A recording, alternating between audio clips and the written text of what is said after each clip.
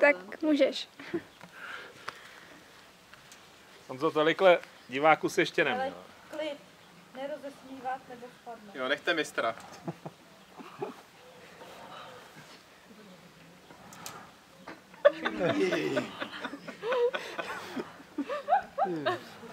Zastav se nahoře. Nejde zastavit, víš, teď se musí dohoupat.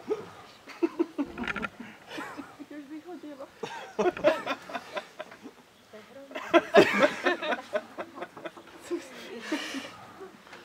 To si děláš.